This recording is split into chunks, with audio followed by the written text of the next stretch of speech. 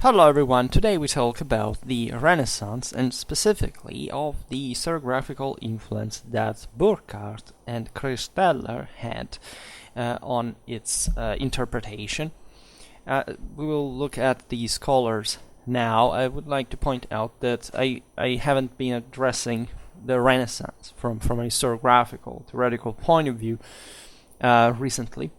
Back in the day, I did make some video about the Renaissance, about humanism. Today we will talk about the latter as well, because a significant difference between Burckhardt and Kristeller's ideas have to do exactly with, namely and respectively, the concept of a broader change in the take on the world and lifestyle in general, and on humanity and the role of it.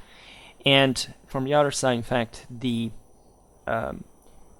method used to actually educate a specific part of humanity in a very specific political and social context that thus must be explained in a bit more of a less abstract way, but also realizing that there is always an ideal behind these things that lived at the time as well. So this is a huge topic that I don't know how long it's going to take to cover, because it's more complex than it seems. The general premise, however, is that both the scholars fit in a context themselves that can help understanding where they were coming from with the ideas that they did. Today we will not deal even with Burckhardt's thesis as such. I mean, to make the long story short, Burckhardt was a Swiss historian of the 19th century who wrote, among the famous works, The Civilization of Renaissance Italy. It fundamentally affirmed a negative view of the Renaissance, actually a negative view of the Middle Ages by some degree, but still with an important change occurred in Renaissance times, mostly from a broader spiritual or kind of lack thereof kind of dimension that fits particularly some kind of traditionalistic ideas that, however, seem to be used in reverse, meaning that he doesn't make the point that the Middle Ages were, in fact, a particularly kind of elevated moment where people were actually aware of themselves and had some kind of comprehensive view of the world, which is what essentially a traditional direction should look at. So, especially as far as transcendence is concerned. And of course, with an awareness of the differences of races, peoples, parts, families, guilds, and so on, but also being able to understand what's the role of them as such, right? In Burckhardt, as far as I understand, there is none of this, right? There is a sort of, subjective dimension, which, according to Burckhardt, was, however, not sclerotized, however, yet, right? Because what he says that happens in Renaissance Italy is that there is a general approach to the world, and he insists on humanity, but as we will see, it's not entirely the thing, that began to claim to be objective, and that fundamentally sclerotized still in a sort of subjectivistic approach towards the also classical antiquity. Classical antiquity here is treated differently. We will see how in Kristeller that's actually the most important aspect of his theory, because Burckhardt fundamentally denies that the Italian Renaissance was, stemming essentially from an imitation of the classical past per se, right? Which is today, I don't think there is any legitimate academic current that says that this is not true. But that this was just, sort of a taste for reaching the limit and kind of twisting in kind of a moralistically dark way. What now, as far as I understand as well, Burckhardt was not buying at the time, talking about the 19th century, The work on civilization was of the Renaissance Italy was written in 1860. So the following year, there would be the Italian unification. After 10 years, it would be the German unification. Burckhardt didn't buy, however, in ethno-nationalism. I think his Swiss background was kind of, in this sense, helpful. In as much as, however, considering a part of this kind of turn towards modernity, somehow, however, divergent from, I think, a communitarian idea of the Swiss Confederacy that eventually during the same Renaissance would fight exactly. And fortunately for them, they wouldn't succeed in conquering Milan later on, because at that point Switzerland would have shifted its center and it would have lost great part of, say, at least of the advantages that today are present in the country and its identity. So he is a non-obvious kind of traditionalistic approach, because if you study at the end of the 19th century, in the 20th century, the so-called mystical fascists, they came up with the idea that fundamentally modernity as a whole is negative. You know that on my channel I have been pretty vocal about these theories, and I have essentially recently I made that video. This one goes au pair, like in at least in theory, with the one on the French Revolution, right? That I made recently, which I explain essentially the regulation between modernity and tradition as far as civilizational advancement is concerned, right? If you read the 20th century mystical fascists, what you will realize is, because normal fascists go fundamentally full neo-Nazi and nationalist and socialist, and fundamentally they tell you it's just a fierce competition about some groups that are actually, however, understood in this perspective already as such and not in a transcendental sense anymore. So the myth of the nation, the myth of collectivism, the myth of, so what properly is the denial of any trace of traditionalism, where everyone is different and has a specific hierarchy on the base of individual value, right? Which is not yet individualism. See, Burckhardt also sees in the Renaissance a new spirit of individualism, in which that kind of subjectivity somehow was trying to be objectified to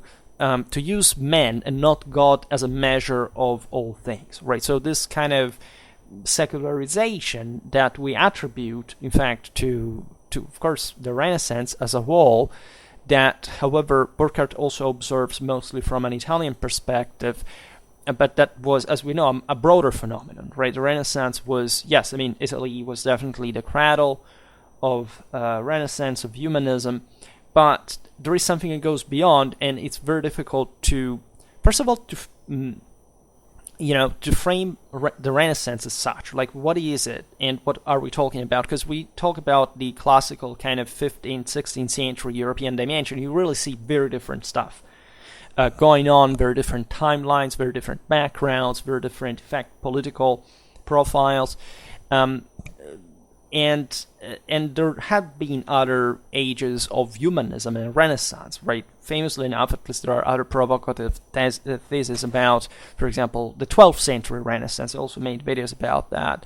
And let's say that this idea of Renaissance has been used around in many ways. Burckhardt definitely contributed, because his work was, as we will see now, extremely influential, right? And there is a problem, as I was saying before, if you connect Burckhardt with some kind of radical stance in an anti-modernistic sense that, however, do not take in consideration the achievements of modernity still on a traditional base, which did exist, and that are, in my opinion, in the moment in which they are denied, they are per se embodying the worst of modernism. So modernity is an illusion in many ways, but exactly for that illusion, we think that somehow whichever dichotomy can be modernity and tradition, and not nothing in tradition. And I believe that the aversion towards, for example, the imperial idea, the kind of transcendence, I mean, this whole concept that came around exactly during the Renaissance, but not quite, for example, in the Italian Renaissance, because they remained Catholic, for example. That's something Aristotelian as well. So more of that to come, because again, it's all these elements require significant take, brought to that kind of sense of, yes, that man is the measure of everything, and that essentially the entire transcendental identity in politics and whatever are wrong. So anti-imperialism, for example, is used in a kind of modernistic sense to claim that, there is some kind of traditional value instead in some kind of smaller powers that nobody knows how they could sustain themselves against larger ones, but that, in my opinion, are a narrowing down, are actually a shrinking in scale that goes along with paranoia and fear and capacity to act, to take action, really, that are typical instead of modernism. So I think that when we look at these aspects, we tend to be very confused still, and there is no authority or figure or kind of thought, generally speaking, that is being adequately addressing the issue. I think, again, that there are lots of traditionalist sources that get it right as far as especially digging in the universal, originary, ancestral, primitive meaning of religion, of mythology really offer, but that invariably screw up when it gets down to observe what can be used still in this allegedly modern world, and what is that, we are able to make things still work through, because civilization has not quite collapsed yet, or it may happen much faster than we think. However, there were always, if you look historically, also at different times, those kind of general things, there was always this idea that things are going worse, but at some point there was an important success, there was an important achievement, because the world is about conflict, and these conflicts are eventually that there can be a general fall, a gradual fall of the entire humanity along the way, but in every victorious struggle there is unavoidably an element of, at least in relative terms, superiority and inferiority. This may be still kind of a subjective view as far as we're lacking the absolute standard, not as far as which side you are, which I don't think. In fact, I think the Renaissance helped as well, together with, kind of, in fact, even the recovery of the classical past in literary models, in dialectic, in rhetoric, so in a way also to explain history, which is something that we should always understand was significantly developed in humanistic in Renaissance time, because before that, and Burckhardt is correct, it was kind of a much more kind of there was a lack of awareness, right, about the kind of objective, kind of universal scale framework from some elements of, especially the lower ones, of the hierarchy in the Middle Ages. Burckhardt may have been influenced also in his negative take on the Italian signories, the Italian city-states in general, as he fundamentally identified all a series of kind of egoism, of kind of, in fact, of individualism, of amorality in the seigneurial regimes of the Italian city-states, as if they were just kind of tyrannic or authoritarian. Now, for our standards, definitely that is true, right? When we talk about the republics, even in this time, even in Florence, the Medici were so the most kind of liberal government there. They were de facto personal signories and things like these. However, first of all, by European standards at the time, these were actually possibly the single most liberal regimes that existed, right? So the the Burckhardt was surely reacting to a sort of, in the 19th century, that kind of bourgeois mal de vivre that, traditionally speaking, was lamenting the advent of the third estate in power after the, in fact, 18th and 19th century revolutions. But it doesn't take in consideration, first of all, these were all ancien regime systems. They functioned basically through deeply common law, even though, of course, they were heavily Romanized, but they still were based fundamentally on the traditional idea of the order of the various estates and of, the centrality of God and beyond. This is something, in fact, we will have to see later. It may be that Burckhardt's background as a Swiss, considering the rise of the Swiss in the late Middle Ages, so the obvious difference between, say, the Swiss mountaineers and the Italian patriciate and so on, was seen as like those were kind of more advanced but corrupted regimes of some sort, and it's not a surprise that the Renaissance developed there, and it's just basically a sum of all vices and whatever. Now, I don't think there is currently any academic, again, branch that suggests that these are,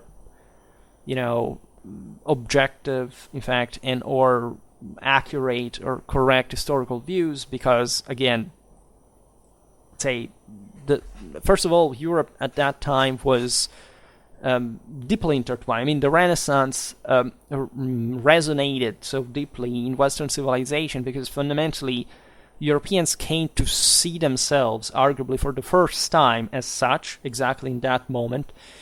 And every country had its own Renaissance, and there was, naturally, as we will see now, and I think Kristeller is right in that, was fundamentally a common educational plan, which is a very titillating idea, frankly, for someone that, like me, is trying to create a common European school, which is something that, in fact, would dramatically boost the colonial and imperial and protectionistic vocation that I think our continent has. But also, there may be, in this sense, a misunderstanding of properly what this, and this is the main criticism that has been moved against Burckhardt, of an actual, let's say, broader, comprehensive, complete, organic, theoretical take on the world, on humanity, on existence in the actual Renaissance, right? And the Renaissance eventually is just, again, it's difficult to frame, to define. What is the Renaissance? We don't actually know this, right? We attribute, of course, we look at very different outcomes, but also something that, went even beyond the Renaissance as well, and that by some degree you may not distinguish, depending on what perspective you use, and can be subjectively false, like either can arrive to the Enlightenment, it can arrive to the other side, to full tradition back in the day, because there are all elements there that in fact we have decided to separate, as if, for example, the Enlightenment were a unitary, coherent idea. It wasn't. It was many different things at a time, very opposite views very often, during the same era. And you can't quite distinguish that also from the original traditional dichotomies, and you can that are very useful to spot in this sense actually how much was present since ever in terms of those beliefs, which once were, say, the more kind of Apollonian and more Dionysian ones, if we are still within that kind of paradigm. So it's extremely complicated also to explain Burckhardt's legacy, because he was such an influential scholar that many people kept following his ideas, and not necessarily even agreeing with the fundamental idea or judgment that Burckhardt had regarding to this case, specifically to the Italian Renaissance, but let's say using the same, at least conceptual categories, right? Maybe saying something opposite to what Burckhardt did, but evidently being still molded in their respective theories and thoughts in Burckhardt's view, right? We will see now how much this is true, because say Burckhardt's view dominated at least until the early 20th century. So a good half century and more after the publication of the Civilization of the Renaissance Italy.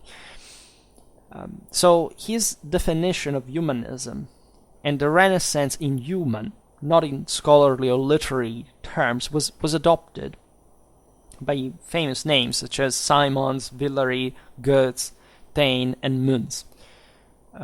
All these thinkers had different takes on it. Of course, they didn't fully buy the entirety of Burckhardt's theory, because it was simply Burckhardt's, right? And they had to write something else, right? However, the probably most important element of Burckhardt's legacy was, as I was saying before, like today we reason, as we'll see now, mainly after Kristeller, in terms of, say, Renaissance mostly as humanism, and thus a kind of scholarly and literary aspect, right? Perhaps in pop culture you still find, I don't know whether it's a direct emanation from Burckhardt, but at least the idea that the Renaissance is at least something broader, sort of zeitgeist, and or a sort of awakening, right? Which is a concept that, as you have probably seen if you watched my very early videos on the Renaissance and humanism, I'm not radically against per se, but I think has been glorified, has been somehow boosted forward, like in a sort of kind of teleological deterministic sense, and especially from countries that, in a sense, denied a bit Burckhardt's idea, because they weren't quite developing the Renaissance in the same way the Italians were doing, even though Italy, in that sense, dominated the Renaissance as essentially the culture of modern Europe. And that were attributed, in fact, historically later, mostly during the from the Enlightenment onwards, right? And very often in a kind of anti-Catholic kind of complaint, like summing that up mostly with, of course, the Reformation, and so a sort of liberation for which people in modern age would have been allegedly freer, right? I have had sometimes questions posed to me here by assuming that's something that actually touches me particularly, because I've always also been dramatically and aggressively violent against the entire concept of the military revolution, for example. Is probably the single greatest lie in the field of military history, at least historiographically, and for what still matters nowadays, that there existed. And thus, because in fact, the Renaissance wasn't that. The Renaissance wasn't a moment in which actually individual people had greater freedom or liberty in relative terms. Quite the opposite. I mean, the early modern age is, without any doubt, the moment in which the system basically closed. The say humanism and the Renaissance actually stemmed exactly from this, from the crisis of the 14th century, and essentially from the need of, in this I agree with Kristeller, an educational program that was necessary to actually what was emerging as the state, right? And this is not just true for the Italians, because very often we say, but the modern state was actually born in Italy during the Renaissance. Well, in terms of certain Republican kind of statal features, there is no doubt about that. There's no doubt about the political, let's say, the influence of the Florentine political thought in the development of our kind of modern kind of civic identity. That obviously was also something already existing by a degree in the communes in the previous centuries. It was the direct, not just recovery, but just also a continuity with the older civic systems of, say, you can date back to the Roman times. And as I was saying before, that existed within common law historically, right? The degree by which we call civil law, of course, depend on important changes that happen historically that we also documented in the history of law. So the recovery of Roman law, the grafting in on common law, essentially, as we saw in the video about the French Revolution, the issuing of the Code Napoleon at the beginning of the 19th century, so the creation of a nation-state. But first of all, it's not just, for example, Florence that does this. I mean, if you look really at states in terms of greater development, there is no doubt that Milan was the most advanced state. It was probably the one that tried to homogenize, to standardize the government and administration. And albeit Milan was a great capital of Renaissance by a degree, there is no comparison between that and Florence, right? Actually, there were two different, almost opposite models, and incidentally, it was actually Florence was notoriously thinking to be, in fact, a republic against the Milanese tyranny, except the Milanese state functioned better than the Florentine one. It was also more powerful. Then, in the 15th century, the capital of Renaissance is Rome, right? And that is yet another thing, because there is a papal signory and whatever. You can argue that modernity, in terms of statal advancement, had also been strongly affirmed by the French papal Angevin axis back in the 13th and the 14th century. What is modernity in that sense? Where does it stem from? Well, there were impressive systems also in medieval times in terms of central administration. If you look, for example, at what is considered rightfully, at least at that point, an anachronistic system like the Byzantine one, you realize, for example, the ecclesiastical administration in Constantinople probably had a level of administrative development that doesn't know equals until because it was a unitary system historically, dating also back from Roman times to the modern age, right? So it's very complicated to say what was a state more of a state. It's, let's say, the over-reliance on sources like Machiavelli and Guicciardini, etc., that somehow shadowed the development of other states. I mean, the greatest state in Europe by the time, say, of the Italian Wars was France. I mean, there is no doubt about this. It was not kind of necessarily more intellectually thriving than Italy. France at that point was actually importing massively from Italy. That's why they invaded Italy in the first place, because they thought that it was just an appendix of France. Francis I spent an incredible amount of money just to have a library full of classics that almost sent France bankrupt, right? For imitating all that was Italian at the time. However, it's not everything, right? And when we look also in terms of traditional standards, what really matters is direct power. Right, for example, the fascist mystics believed that the greatest problem, in Europe, has always been France in a way, because this was, in fact, in terms of political development and centralization, always the most advanced thing. It's okay, but it was also the most powerful one, right? It overshadowed the empire, and you cannot whine traditionally if that happened and the empire was what it was. Like, you can't simply smile at the fact, oh, that's the empire, it's so cute, it's so traditional, and then it doesn't work, and it's not the first power in Europe, and because there is something that doesn't work in that point. And that's the same thing you can say, as I was saying also in the video about the French Revolution, about the accomplishments of modernity. There is no doubt that modernization and secularization broadly meant have brought to a continuous decay of individual standards. This happened also throughout. It happened throughout the millennia before. I mean, during the ancient era, there was a decadence of individual standards.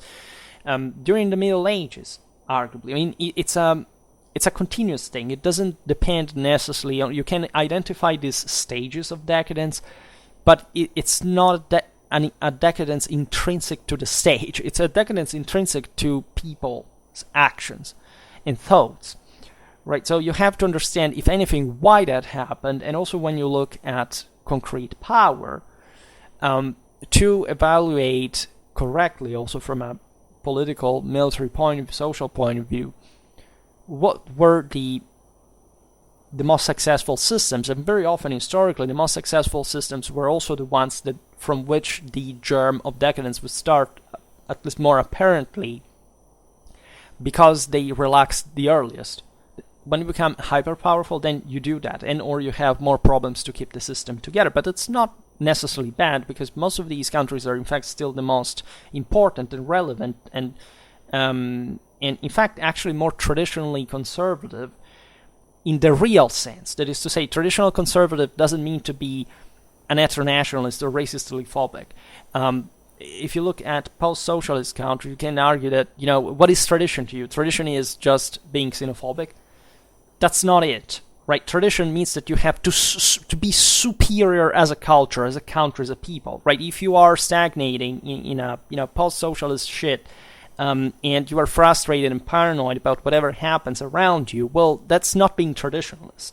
That's the antithesis of traditionalist. Like countries like the UK or France are much more traditionalist than you. Why? Because they make things work, right? So this is the mirage, the delusion that, I'm not talking much about. I love actually most post-socialist countries as far as, also their political accomplishments in the last decades were, and what they do in Europe. And I think, however, we are deeply misunderstanding what is happening there, also in function of helping them solving other issues they have. Because from the other side, we have what it takes, and most of those people have not been properly even accomplished with acquainted with tradition.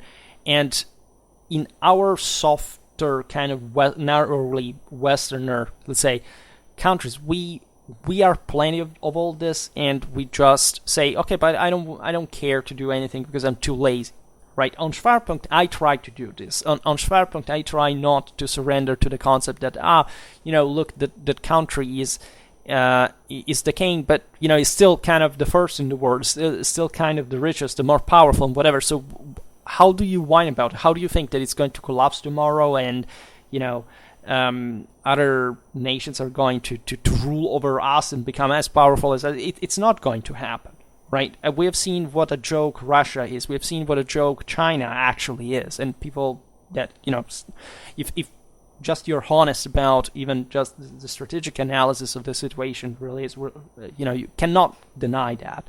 And I made videos on these topics, by the way. So there is no, those are,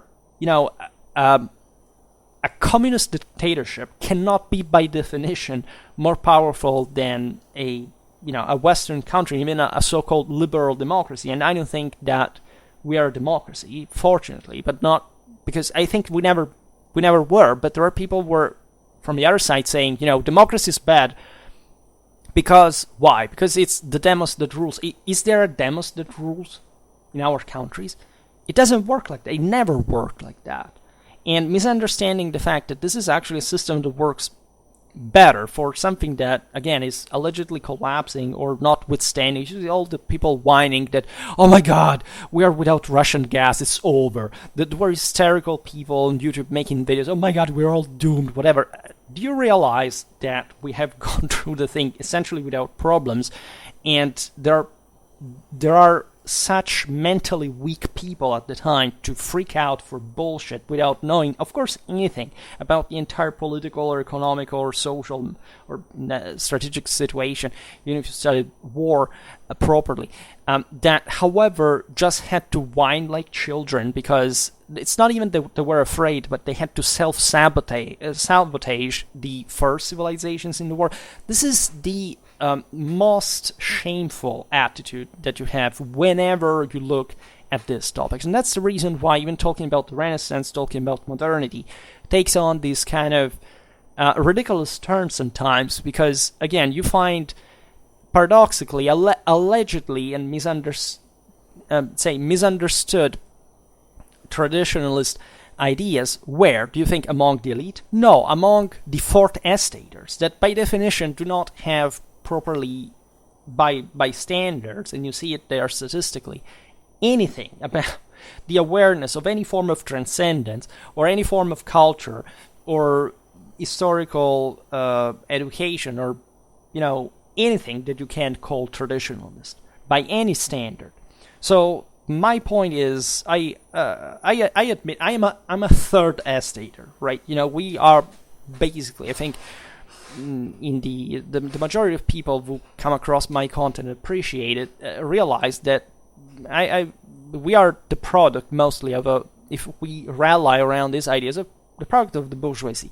That's what we are. I'm somehow upper middle. I have 1/4 of nobility, so I have 1/4 of first estate blood or whatever. The point being, though, more seriously, is that obviously, if we are to, given that we truly believe in the transfigurational capacity, there is no reason why our action today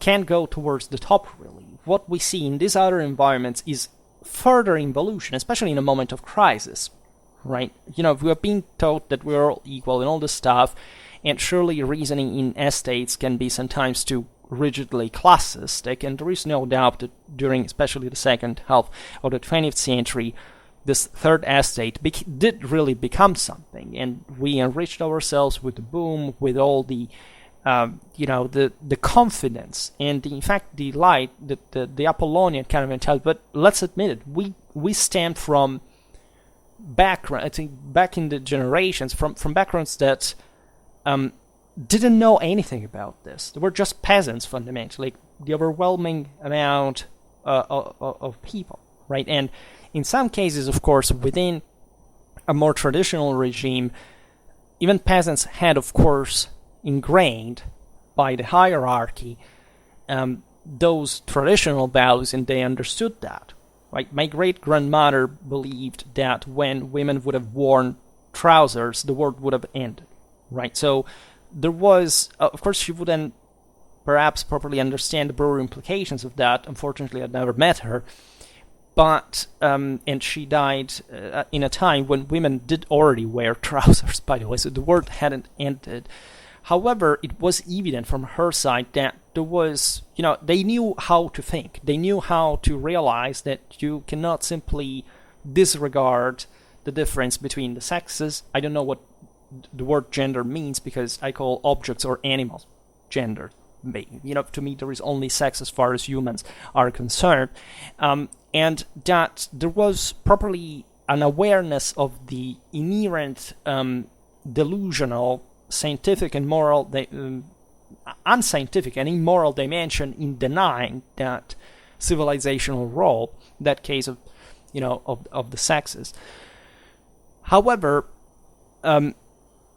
you wonder why I digress so much on this aspect, because if one starts from the other way around, not just they buy into nationalistic and socialistic ideas, but, and in this sense they row backwards, but they will not even believe that. In other words, they are convincing themselves that what they are parading is traditionalist, and it has absolutely nothing to do with tradition, religiously as well.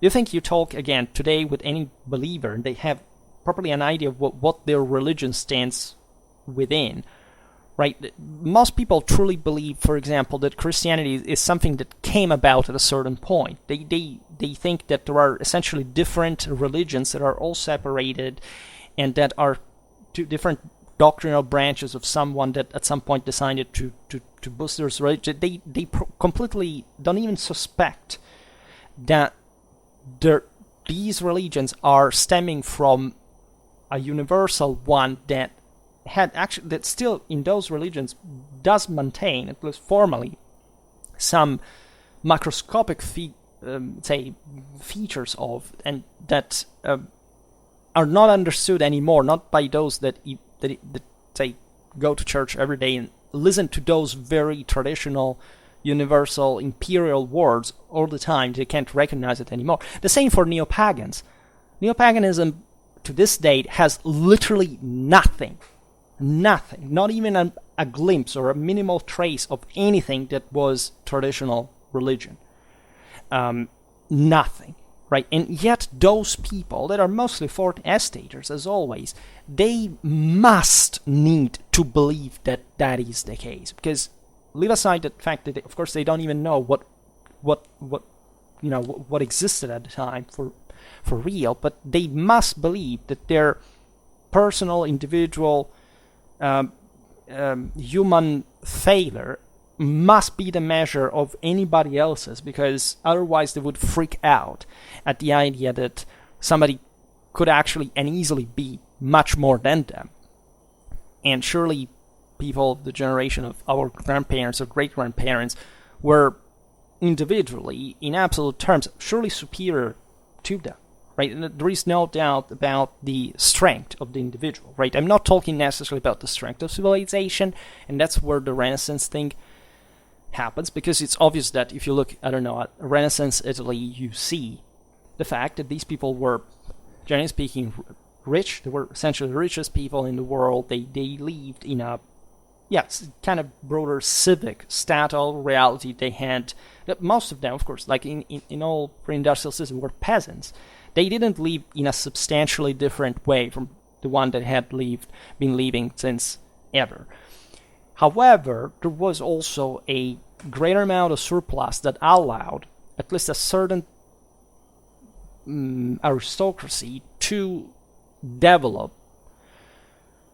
In this case, I say aristocracy just to stress properly the idea of the aristoi, right? So some better individuals, right? You know, that humanistic society was very stratified, right? Humanists were incredibly elite, so that's also why it's properly ridiculous to state that the Renaissance had anything to do with kind of a more widespread education, for example. There wasn't, right? Yes, it is true that in absolute terms, people were more educated than in the past, because they were more literate on average. They had, unironically, was religion that taught that to people, because if there hadn't been the church, that thing could have not been possible in the first place.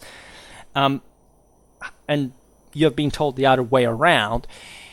And there is no doubt at some point there was an ecclesiastical counter-reformation that this brought to some important cultural problems, but it's not even that disaster that we're normally used to think. There were also other reasons that were intrinsic, surely also in the kind of egoistic Renaissance kind of mentality. The fact that these Italian states were objectively some, that they had the greatest power in Europe, that they were all separated, right? So they wouldn't see what tradition actually was suggesting. That is to say, you have to properly appreciate the dynamics of power. Of course, it wasn't even such a ruinous fall as it's normally said. The Spanish period in Italy wasn't at all, again, the one of the dark legend of Catholicism, of anti-Catholicism at least, depicted, right? 16th, 17th century Italy was still, again,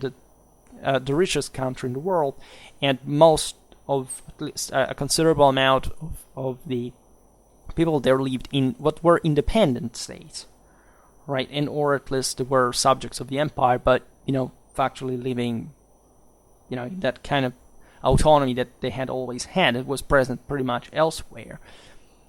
However, when you look at it's the ancien regime, see this lock, right,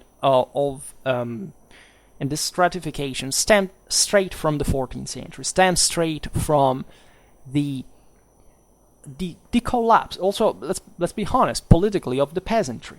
The peasantry fought a battle in the 14th century with the Jacquerie, with the rebellions in the textile centers of Flanders, of Italy. There were rebellions in England, in Bohemia. In the 16th century, you have Germany that arrives later and has, their peasant revolts. But after that, all these are crushed bloodily.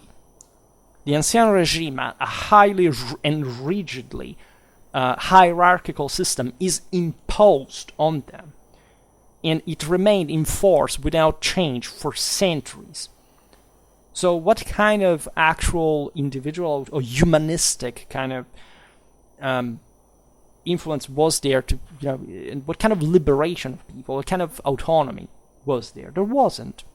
It was a lie, right? But you have a lie that you have been fed, right? In the Middle Ages, people would just learn on their own, because there were, until the 13th century was this massive boom, and communities were growing by themselves. The same, again, states of the Italian Renaissance had been born like that, as communal polities, as we've seen, and so they had actually managed, given their political and social organization, to develop an important degree of literacy that eventually remained, together with a certain particular distribution of wealth, to allow certain individuals to be hyper-educated. But these mostly were developed in the moment of the lock, in the moment of the crisis, in the moment in which the courts, the princes, the lords needed highly skilled personnel that had to be highly literate and essentially being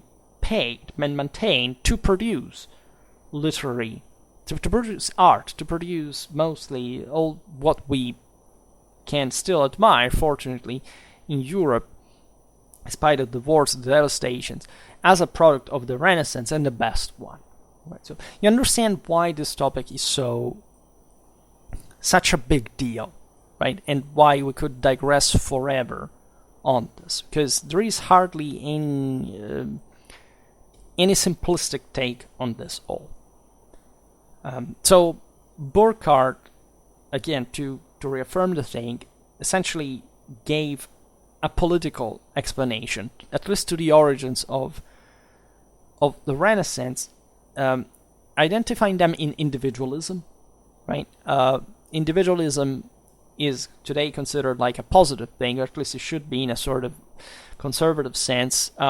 It is not in a traditional sense, right? Being an individual doesn't mean to be individualistic necessarily, right? Individualism in many ways is anti-civilizational, because it's a warrior is individualistic, fights for his own pride, for his own ego, right? Doesn't give a shit about taking the system further and making it conquer and rule and being more powerful and advancing.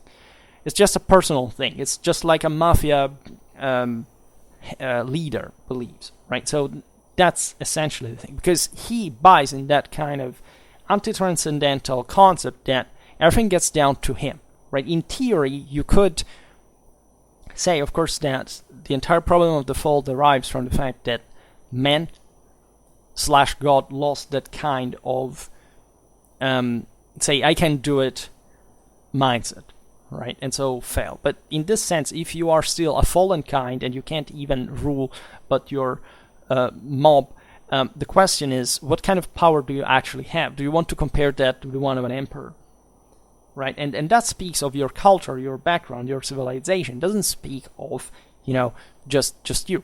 You can make a dramatic individualistic effort. That's why warriors, for example, as single fighters, generally speaking, are superior to a fantassin. But they get killed. Right? They screwed up anyway. So evidently that kind of individual power was not enough, because they had bought in some kind of individualism, so resting on that kind of presumption, even though they hadn't even began to try to get in their transcendental journey, which is a huge deal, right? It's the same deal why, supposedly for Christianity, God has to sacrifice his own son to redeem humanity entirely from his own sin, because basically humanity arrived to a point in which it could barely save or have any chance to save realistically themselves alone, by themselves, just through the works, right? So this is the Renaissance, but the Reformation, the Counter-Reformation, these people were deeply concerned about this very issue. And you can argue that the Renaissance was spiritually the revindication, let's say, of those kind of beliefs. I mean, the classical studies, the mythological awareness, etc., was being renewed. I mean, if you look at basically the entire modern history art, everywhere, right from, again, the Italian city-states to the great monarchies, to Versailles, to wherever, they're all classical mythology. They all talk about heroes and gods and transfiguration, and it goes on and on. Just think about that fresco of Louis XIV after the front, where he maintains the fire in his hand that he stripped from Prometheus. The concept there, that are the rebels of the front, of course, and so with the restoration of the monarchy, that is a divinely sanctioned one. I mean, if you don't, you pass by that fresco, you say, oh, look at how cool the art is, and it's mostly what you do with the Renaissance, right? It's beautiful to watch. But do you actually know what that means? Because when you get it, and if nobody told you ever, as normally no person is told today about these things, it blows your mind about what that actually means. And it goes far beyond things like, I don't know, human rights or whatever you think that the peak of our kind of modernity is. In that sense, that's how limited modernity is. But it doesn't mean also that there is not a base to start from again, or just looking at the things that we are doing well. And that perhaps I could make a video on, even just explaining, I don't know, why did the US reach, achieve the results it did during the 20th century. You must explain that. You must explain that from the roots of the concept of the founding fathers of the War of Independence, from naturally U.S. history throughout. In fact, the following century, 19th to 20th, there is something there that is to be explained in a transcendental way. Right? For us, it's just, at some point toward the Dark Ages, the humanists invented the thing, but if you actually read what they said, they wrote, they weren't entirely meaning what we mean, because they still were deeply aware of the transcendence of the whole thing. We aren't. So in other words, we're interpreting not just these eras in a different way, but we're interpreting the same authors that kind of defined those eras after a few hundreds years ago in ways that we don't understand anymore. Right? So Burckhardt at least spotted in individualism the cause of the Renaissance, at least from his point of view. He said that basically the egoistic and amoral political world of the Italian city-states produced a sort of sclerotization of a subjective claim of objectivity in a non-transcendental way, at least for what it could. I don't know if he specifically refers about that. I mean, I understand it's crucial, but looking at how he considered the Middle Ages before, I don't even see much of that. In any case, he thinks that the resuming of certain classical forms was just an empty vessel, right, for a vacuity, just per se.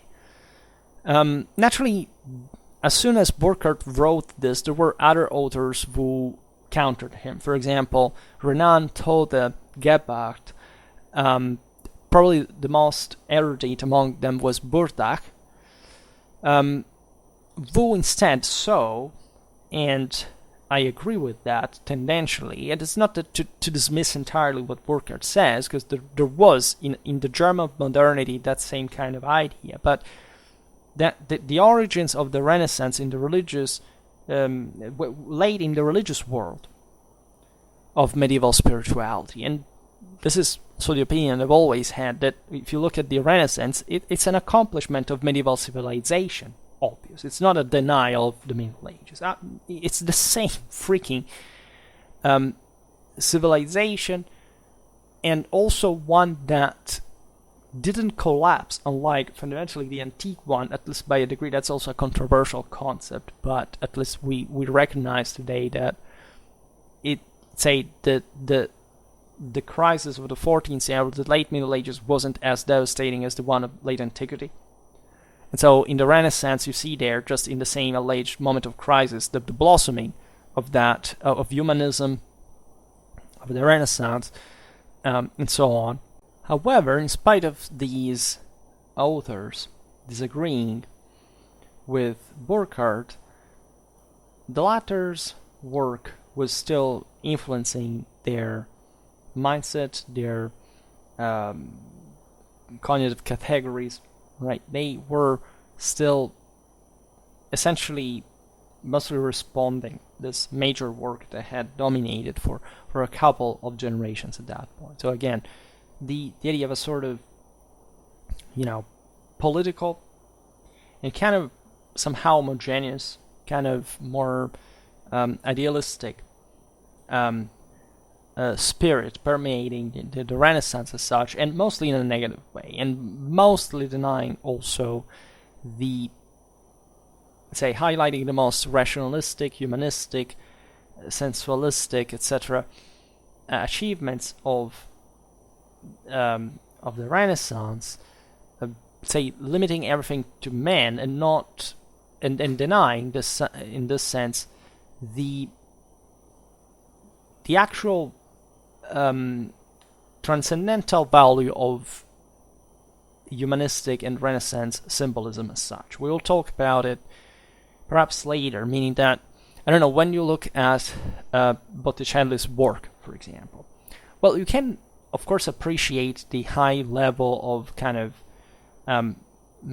say, not much naturalism per se, but definitely a very advanced capacity and kind of artistic virtuosism as far as the details, kind of this more kind of, it's already a stylized reality. The reason there aren't actually so many details, it's not just a merely naturalistic fluorescence of particulars of something that can distract you from the broader meaning, right?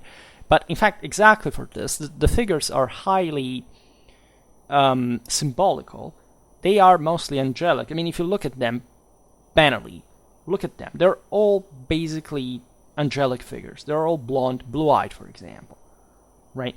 There are literally some characters that are changed in what we know their hair or eye color were at the time.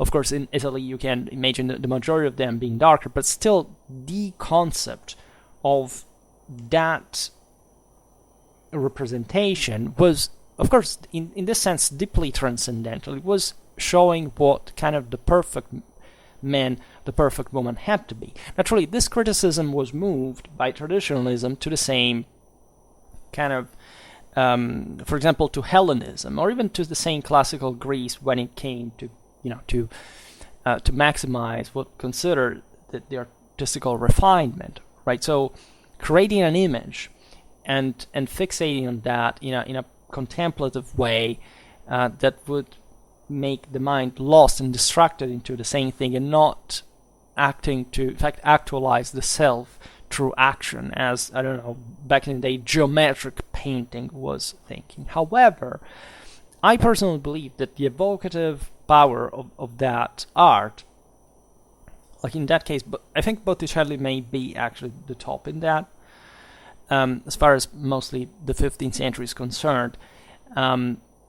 But he died in the beginning of the 16th. Anyhow, in that context, right, the sense of the existence, at least, of a transcendental reality, which, again, for what we have said before regarding the aging of the world, and so the constant decline that, according to tradition, is taking place within us, I mean, can suggest, of course, can motivate the will of achieving some higher standards from a moral point of view, which I think is a point, as we will see, has been missed in kind of the interpretation of the Renaissance. There was an enormous degree of transcendental interest at the time. There wasn't definitely just a passive first of all, Renaissance art is not straight, plain Hellenic or Roman art. I mean, you can immediately see that. Of course, all the models come from there, but these models are universal, right? The Greeks and the Romans made us know them in a stage in history when, of course, they were closer to the archaic principle.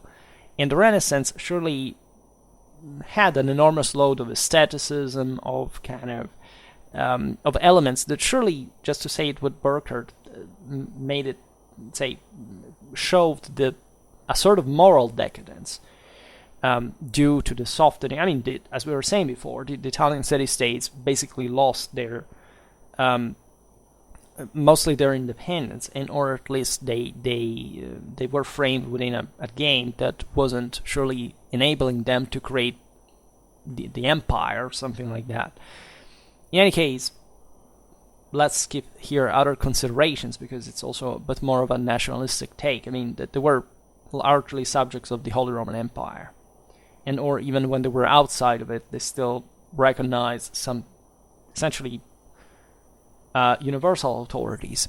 And most of Europe would keep doing that, as you know, and or, of course, doesn't matter how deteriorated they were, but we often kind of forget how strong in the Holy Roman Empire, the sense that there was an emperor, really, and that this was not just a ruler like another, nor the subjects in that sense were meant to be just like others, right? There were ambiguities regarding why is this empire not covering the entire Christendom. This is another issue, right? We discussed it. I don't need to digress on it. However, in all this, still the, in fact, universal dimension of the Renaissance, so the capacity also to expand all over Europe, right? And not just with art, right? The Italian Renaissance dominated in every single damn field, right? Whether it was military engineering, it was just mathematics, it was, so everything, technology of any sort, literature just per se. So not merely art, right? Just so something that you can even express with too much kind of, I don't know what would be the equivalent of naturalism from a pictorial point of view in literature, right? If sort of just verbosity or whatever. There were there pretty strict rules, also as far as the fact that Latin is a much more concise language, and there was an attempt there to just, in fact, recover the same Latin, in spite of the fact that vernacular was actually becoming, I mean, the Italian vernacular was actually becoming itself the language of modern Europe. But in this sense, still, there are enormous scientific advances. There is, and this spreads in many ways. I mean, as we were saying before, this is a pan-European thing, right? More or less, even though at different times, all European countries had a renaissance on their own, with some kind of native, local, national achievement, right? And it's obvious that that something was happening. Now, we will not digress on history of technology or science just per se. The world did start growing again. So you can argue on a traditional base that the achievement was there, that there was an actual improvement, right? And then when you see, of course, the more concrete political or religious history of those years, the confessional wars, etc., you realize that there was a fierce struggle over what, of course, Europe thought the right direction was. I mean, mostly was the same, as at least a direction within still a specific framework. However, there were also big cracks. I mean, the Reformation was definitely perceived, like in the sources, we can see at the time, the greatest tragedy in the history of mankind. I mean, the discovery of the Americas was nothing in comparison to the Reformation, as in terms of what dominated the news at the time. So we also remember, we always see things in different perspective ex post, right? At the time it was different. So such anthropological approach to the nature of humanism, as a sort of broader spirit, right? As a sort of emphasis on the discovery of the world and of man, right? A sort of truly Renaissance spirit, individualism, sensuality, rationalism, realism, that dominated at least by influence, Western thought after Burckhardt for a good, again, half a century, if not even more. Even the attempt to deny to the Renaissance the status of a genuine new historical period, devaluing it instead as the decaying afterlife of the Middle Ages, is typical of Huizinga, that frankly I don't like at all, because I think he wrote a bunch of ridiculous things. I say it openly. I made a video about him as far as especially the concept of war as a game, or merely as a game, right? So to the point that, I don't know, war was fought more in a gameish way in the past, and now we have nuclear weapons. War is intrinsically different. We broke the rules. It's not the same. That's insanity. Just on an evolutionary basis. In other words, Huizinga, of course, doesn't know anything about what he's talking about. He doesn't understand von Clausewitz. Probably they are out of any possible reliability. Also, the autumn and the Middle Ages is just like, okay, it were also his times. They wrote about the Middle Ages in kind of almost not necessarily a comical way, but like stereotyping the usual history of the decadence of cavalry, of this kind of all quasi-mechanistic view of history. Already that is actually, in my opinion, deprived of any trace of tradition, right? Properly, the idea of picturing the Middle Ages as a failure of démodé ideas that we should throw in the bin, as if first of all things stopped, like as if this is the huge problem too, right? That today I will never approach, of course, that is the existence of a modern era, right? The existence of a modern age, which I believe it's better cancelled as a concept than. I'm talking about the modern age, of course, in the continental way, right? I know that in the Anglosphere you normally count the modern age till now, right? Modern warfare is something from, I don't know, the 1800s. No, in my school, modern age is 1453, 1492 to 1789, 1815. Then you have contemporary history. That's another thing. But there is, in the sense, you can argue, yes, that modernity, if extended to a concept of extreme, would encompass our time, if opposed to tradition. So maybe for the sake of today's points of reference may be useful, but it's not quite what I really mean. It's properly the modern nature of the modernists, historiographically, that I'm completely adverse to. And so you realize, in any case, that there is this sort of, also kind of lame take on the Middle Ages. Sort of childish, the idea that the medievals were a bunch of, again, of primitive, simple-minded, children-like individuals who didn't even know what was going on. There is something in that also in Burckhardt as an idea. So all this stuff today is ridiculous, and fortunately nobody really teaches it anymore, except people sometimes still believe this stuff as well.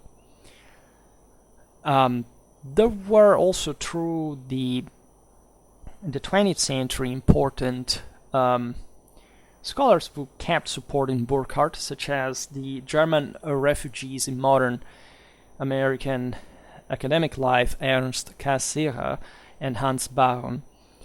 For example, individualism is a central theme of Cassirer's study of the philosophy of humanism, right? So this insistence on the fact that humanity had began to take itself just as a measurable things, and as such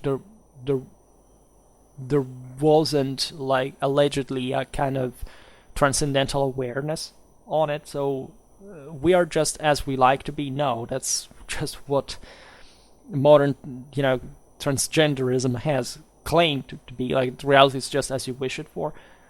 It could even be a traditional concept if it wasn't for the fact that in order to for it to be true, you should be divine yourself, which is hardly the case if you're mortal, for example. So it's a quite controversial take, right? Cassirer's emphasis also on the interrelation of the elements of a culture in a historical period, so a bit the idealistic concept that Burckhardt conceived, right? The idea that society, state, religion, church, art, and science are all one in culture. It was a typical 19th century concept. I actually use it myself. Burckhardt's mistake here, and one of his, at least sympathizers, is considering the Renaissance as homogeneously, first of all, considering Renaissance as such, like as an organic whole, right? And by didactic approximation, and having those specific characteristics manifesting itself just as such political consequence, and not having so many phases that it's very difficult to define in the first place. It may seem paradoxical to connect Baron, who of course highlighted the Republican strand of humanism, with Burckhardt, who saw instead despotism as the determining political influence in Renaissance Italy. However, Baron's preoccupation with a sharp contrast between the Middle Ages and the Renaissance, with the emergence of modern and secular lay values, with the decline of medieval ideologies such as Guelphism or Ghibellinism, for not talking about his denigration of pure classicism and his attempts to link together the various strands of cultural history, again, political and historical thought, artistic realism, positive valuation of wealth. Well, all these things he took undoubtedly from the Burckhardian thought on early Italian humanism. And one could ask, what did the Italians make of it, right? What about the Italian academic tradition in, say, the 19th and the 20th century, and how did they react to something that, after all, was so crucial, again, to their history? Remember that Civilization by Burckhardt was written just 1 year before the Italian unification. So in Italy, as we will see, an idealistic philosophical current, so close to the traditionalistic views, affirmed itself, for which, for example, today modern Italians in high school study Hegel properly as a very important chapter in the history of philosophy everywhere, while in Germany the guy is treated mostly in the literary anthologies, right? So how did they reconcile that background with the criticism that Burckhardt had moved? Naturally, as I was already hinting at before, the attitude towards Burckhardt's ideas were varying, right? We could even find scholars who disagreed with him but still kind of thought within the same categories like him. So the Italians had to make sense of that period in their history, which was one of the ones where they mostly contributed to Western civilization, but that at the same time, so the loss of their political independence as a nation, anachronistically speaking. So they had to reconcile the two aspects. And I think that there are interesting insights there, albeit they still remain focused on the concept that the Renaissance as such did exist as a whole, which is still kind of very Burckhardtian as an idea, right? For example, Burckhardt had declared that, quote, every period of civilization which forms a complete and consistent whole manifests itself not only in political life, in religion, art, and science, but also sets its characteristic stamp on social life. This phrase stemmed straight from Hegel's idealist historical philosophy. Right, there is properly some kind of wave that moves within history, right, and makes properly the zeitgeist, and this thing materializes concretely, right? It's a beautiful idea. I must confess that I'm very Hegelian myself in many ways, because either you love or hate the guy. There aren't really halfways, and it's a very traditional concept, by the way, because it basically hints at the fact that first of all, we are all interconnected, and that there is a hierarchical value in what we do, right? When Hegel saw Napoleon, right, himself arriving with a horse, he said, I saw there the spirit of history, and of course, meaning that the guy was the apex of something for which hundreds of thousands of soldiers there were fighting a war and molding the world and so on. So spirit manifests in matter, and vice versa, because they're one, let's say, the consequence of another. Without the fall, there wouldn't even be matter as such. So in the 1860s, the Italian Bertrando Spaventa introduced Hegelian idealism into Italian philosophical circles, right? And this would inform two giants of Italian philosophy of the early 20th century, Croce and Gentile, right? So Croce gave little detailed attention to humanism, although his support for Hegelian literary historians such as De Sanctis, for example, and his implicit criticism of a pro-Catholic revisionism, such as Toffanin, added weight to the Burckhartian tradition in Italy, right? So there was a side, let's say, this is a very, very delicate moments, because you see these are the years of fascism as well. So even in there, what was fascism, right? Is it socialism, as it mostly was, or is there, as it was mixed to, still comes some traces of glimpses of kind of spiritual, in fact, tradition, as far as at least nationalism compared to socialism minimally does, even though in a very brutal, primitive, tribal way, and not the orderly one of the ancien regime.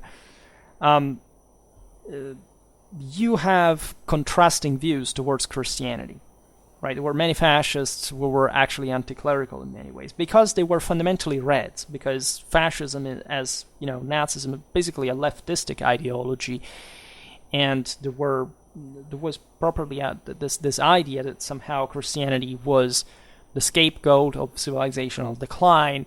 They wouldn't see, because even some mystical, say, fascist mysticists were so in Christianity not much the cause, but a consequence of a loosening, right, of a certain standard. But they wouldn't criticize, if anything, not much Christianity, but the concept of Catholicism per se, because of course the traditional empire was Catholic by definition, because there couldn't be otherwise another universal empire.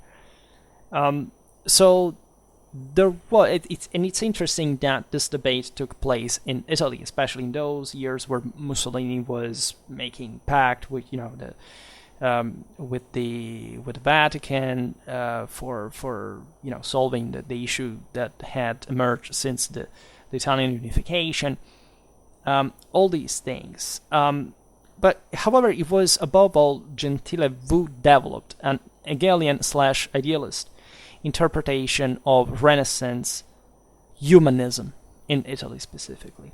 So in their view, bear in mind that in this sense, whatever at the time was considered like a divided Italy was considered inferior, right? And this caused dramatic damage in Western civilization ever since, because it's the Italians that didn't quite study much about that period, as far as even, for example, the military accomplishments of the communes back in the day were probably at the top of medieval art of war, things like this. However, this was in function mostly of the Middle Ages were, you can argue not even today probably they're studied as they deserve, right? We still have huge problems as Westerners to to approach the Middle Ages right. I mean, most of my work, as you know, personally, is dedicated to this historiographical pain, right, that emerges constantly. In any case, in Gentile's view, that the Middle Ages had devaluated man and life in this world, right?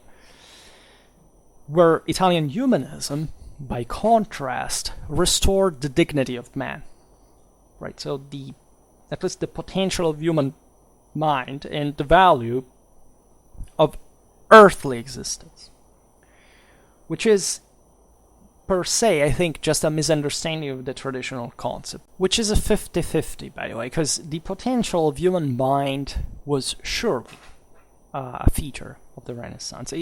I do believe that overall, in terms of civilizational power, the Middle Ages reached certain heights, but overall and it was probably stronger as a force, but there was still so much to do. There was still much of that potential submerged, right? So modernity, as we were saying before, even improved the living conditions of people. Like, life is easier. It's just like today, right? Today we can do more, sometimes having real power, but individually we're weaker, which is also a very risky thing, because you may lack the balance in the first place.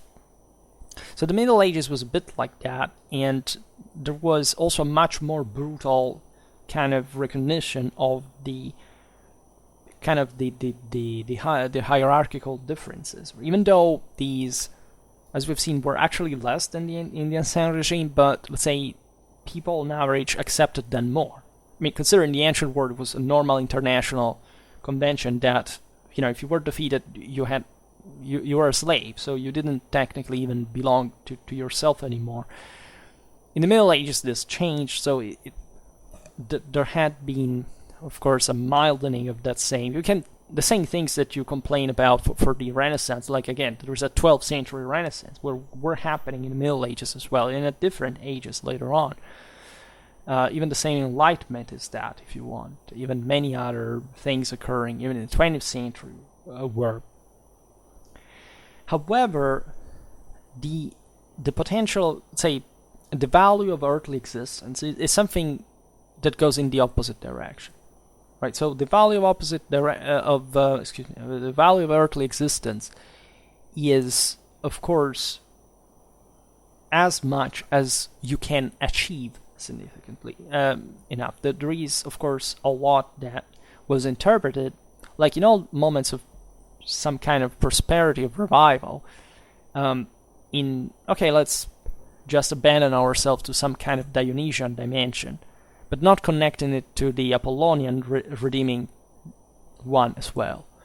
So the Renaissance, at least the humanists, were beginning to rediscover those meanings, but the majority of people was ever more detached from tradition historically, because the millennia were passing by and people were just forgetting tradition already.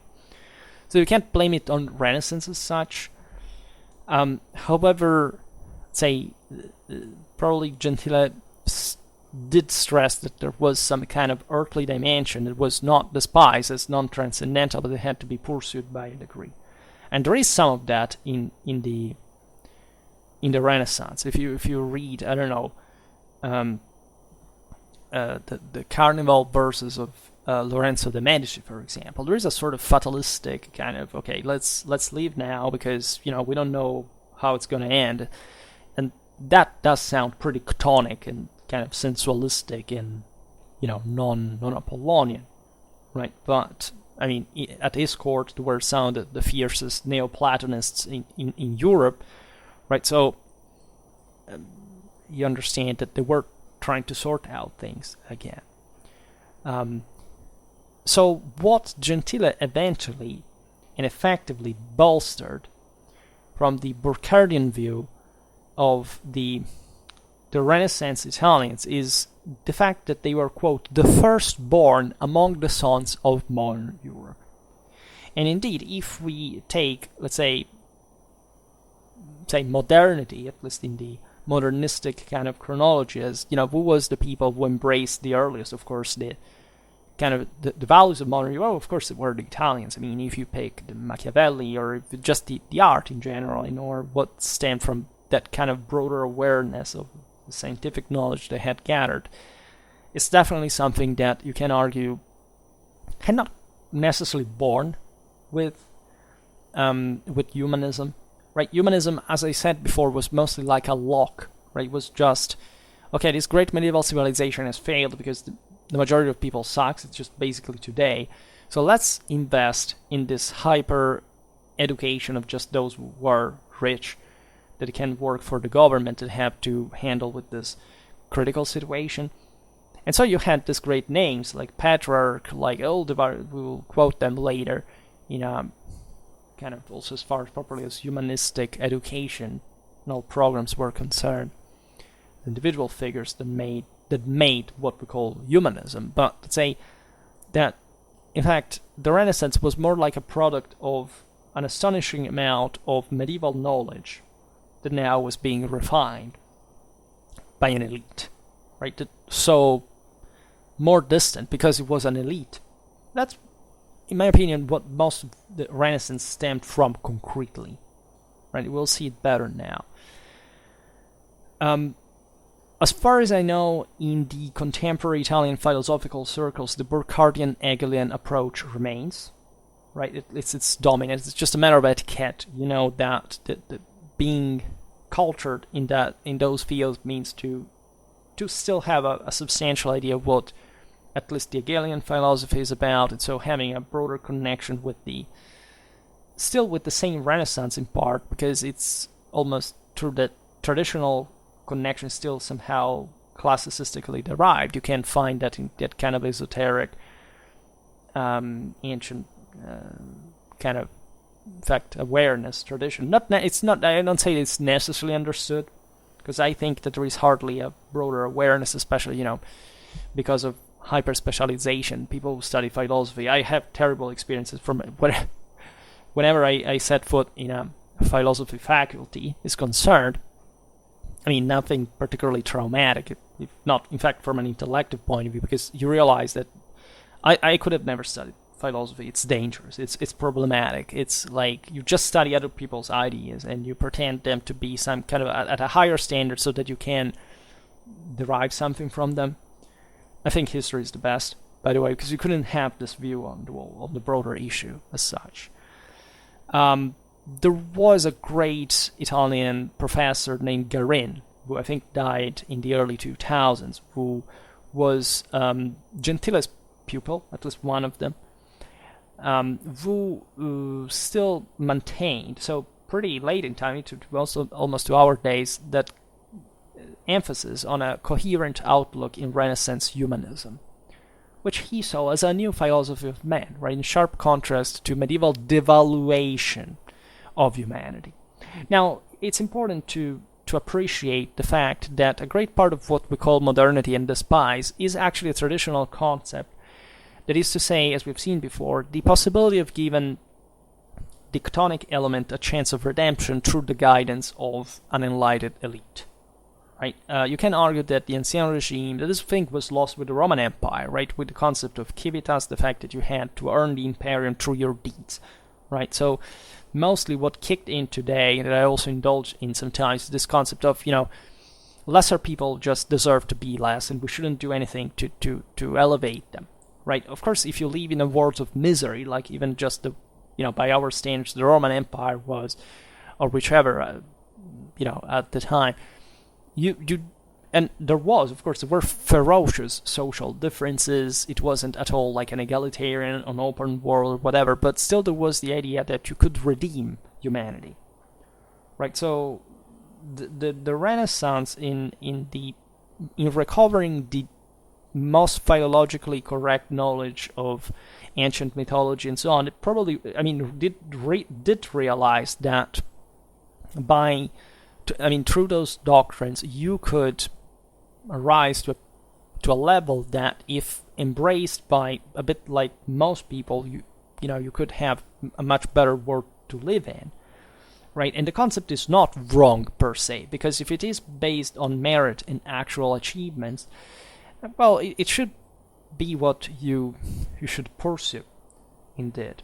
Right, so Garin in this was not wrong. My opinion was probably too categorical regarding the fact that even the Middle Ages was not recognizing this, because if you look at many and the fact, again, we talked a lot, as you know, about the Italian communes, and we have seen the fact that this politis citizenry was so proud municipally in virtue exactly of the right of freemen in arms.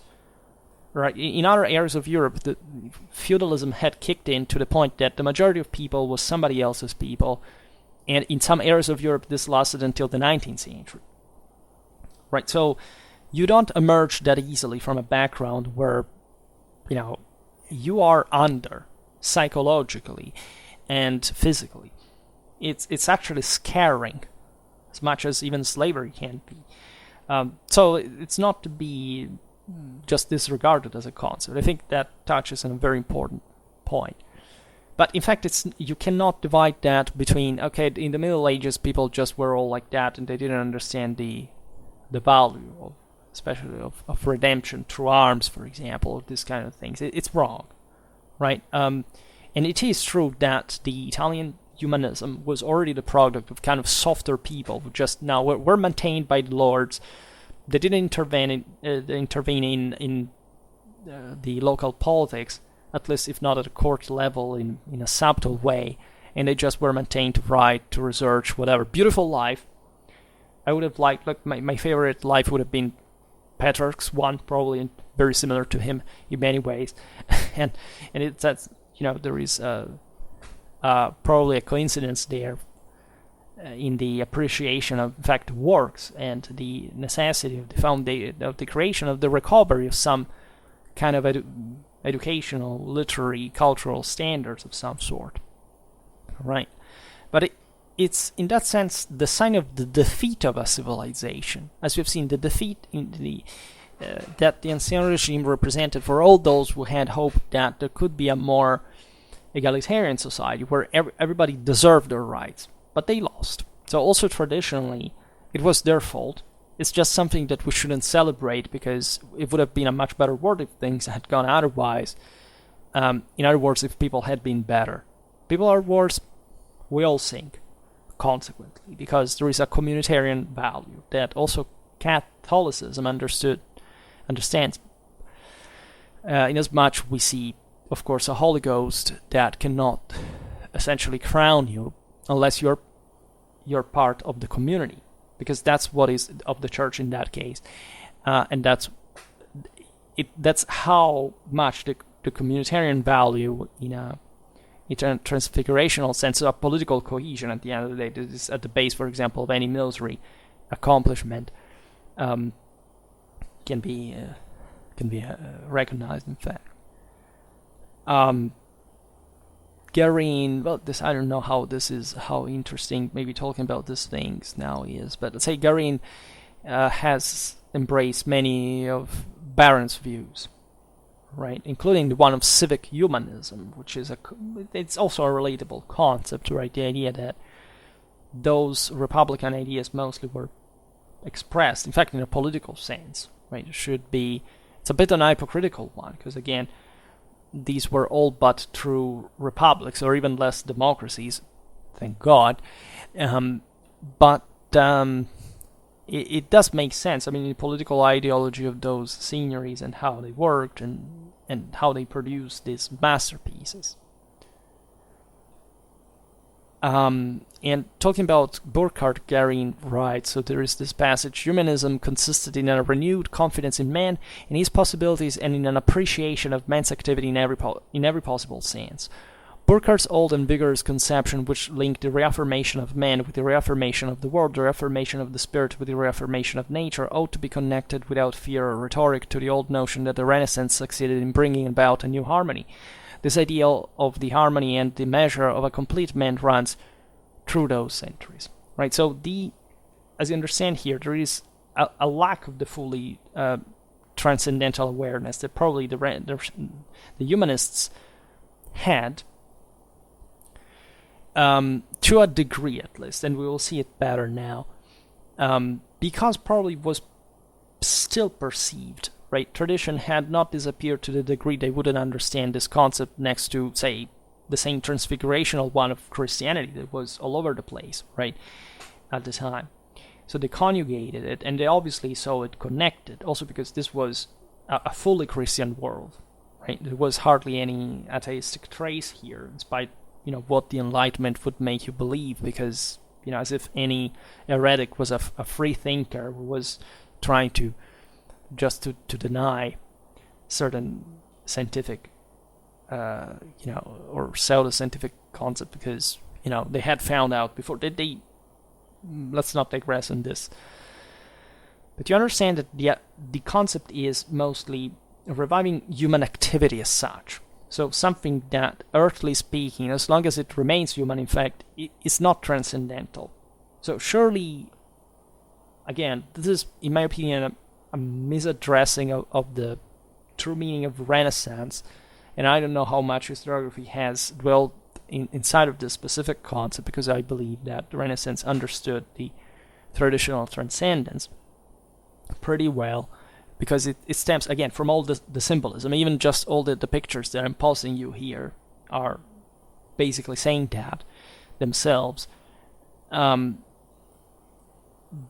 it's true that, in part, that occurred to just as a modern kind of drifting, right, of kind of loosening of values.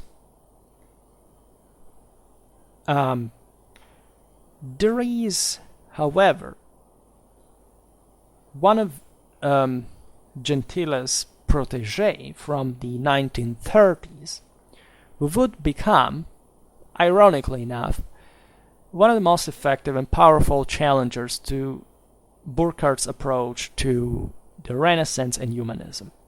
We're talking about Paul Oskar Kristeller, that we mentioned before. So this guy is quite interesting because this was a German Jew from Berlin, and eventually he was called at the University of Pisa by the same Gentile as the German, let's say, speaker, professor. Eventually the same Gentile that, as you know, was one of the most important ideologues of fascism back in the day, helped him escape to the United States when Italy issued the racial laws together with Germany, after Germany. So it's we will see how this influenced his thought, right? This is not much to do with the fact that he was a Jew. It has mostly to do with the fact, however, that probably the guy, I think, died in 1999, right? So he's pretty actual in many ways, and he dominated in his space exactly through the ideas that essentially shifted the focus on the interpretation of especially humanism.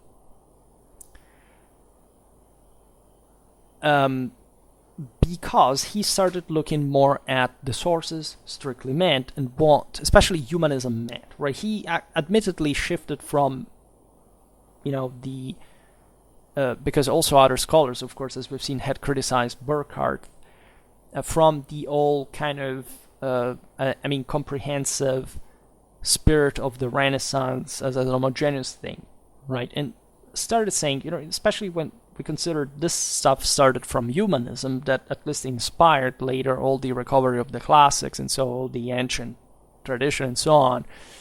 We should look better at what those scholars actually thought of humanism itself. Like, what is that we're trying to do? They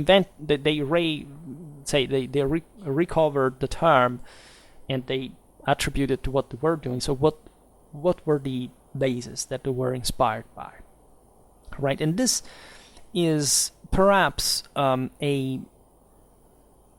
more modest approach, meaning that I do believe that Burckhardt's, at least the idea that it was a broader zeitgeist at the time, is still correct. It's not just from merely a philological point of view that we should look at the the Middle Ages. But it's possible that the fact that we're talking about a guy who had to escape Europe because of the Nazi fascist persecutions, and that somehow bailed out also conceptually.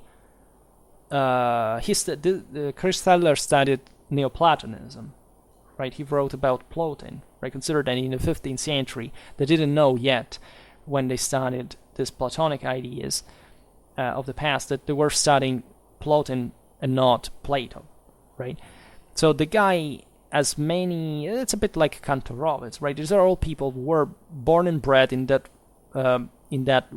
wake of that full pushed idealism that also Nazi fascism was partly drawing from, and strongly so, that eventually were, as this Jewish, educated class, eventually to, fortunately for them, as they could flee that same world and the degeneracy of itself in a nationalist, socialist direction, to eventually live a life in the United States, and having to cope with that, and having to explain essentially what had been the problem. And so they couldn't quite embrace fully idealism as such, because that was seen as, Kantorovitz, for example, had severe problems after that.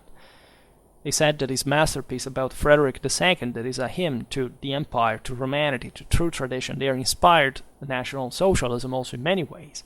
National Socialists were, of course, culturally underdeveloped. They didn't understand shit about history or tradition or whatever, but they still used it, right? And this was a shock for somebody who had relatives killed in concentration camps, enough for thinking, did I contribute to it? It's a terrifying idea, if you think about it, and it's definitely worth recognition. So let's look at Kristeller's idea. So there is a 6-volume catalog of unpublished humanist manuscript collections, which he completed, the Iter Italicum. Right, this work is so important because it concentrated, rightly, scholarly attention on the study of unpublished primary sources in intellectual history. Right. In the 19th century, the time of Burckhardt, let's say, people studied in much more kind of approximate way. They said, okay, there is a broader spirit of time that as educated people we know of, we can write still in an insightful, philosophical way. But the sources are maybe not so important, because they literally had not been studied yet so well. Kristeller came through this method to repudiate fundamentally Burckhardt's thesis that Renaissance humanism represented a new philosophy of man. And in this, as we've seen before, there is also much to, because the Renaissance didn't reinvent tradition. Tradition was known all throughout, right? It just was lived in a different way, was known in a different way. And so here again, imagine the system shrinks, there are major crises, just a few well-educated people can finally also concentrate their whole life in studying this stuff and writing and producing a lot. They do that by finally vocalizing, at least in a literary sense, that was replicated. Think about the printing press at this point, and so the Renaissance, through, as we've seen before, a continental scaled culture talking about this stuff. So for the first time, having authors rationalizing this awareness, not so openly, because even at the time probably they didn't realize fully what tradition was, because in part they had still to properly reconstruct it. Some things we just fully reconstructed from ancient mythology in the 20th century, in part because most people lived within tradition itself, so it was not so necessary to explain people how, the Christian message, for example, had to do with that. Because it was self-evident, it was just the magisterium of the church. Everybody lived within that, right? So in the single most influential article on Renaissance humanism, Kristeller focused on humanism, Britain in the in the 20th century, Kristeller refuted the interpretation of, quote, humanism as the new philosophy of the Renaissance, which arose in opposition to scholasticism, to old philosophy of the Middle Ages, and he declared further that, quote, the Italian humanists on the whole were neither good nor bad philosophers, but no philosophers at all. This aspect, again, is controversial in itself, because there were philosophers as well. I mean, the Neoplatonic school of Florence, it was all one with historical research, with philological one, literary, etc. So it's not entirely true. But it is true overall that there was an important literary classicism that fundamentally created, especially humanism as such, that again is different from the Renaissance per se, and that informed, of course, properly the literary tradition. That is to say, what they would write anyway about, because you realize, like when you look at, I don't know, Leonardo's work, that there were lots of illiterate people that, however, were completely genius. I mean, for a Leonardo, there were thousands of engineers, of architects, of scientists of some sort that knew how to do things without even having written anything consistent or published them or printed them, and that still made the world work at the time.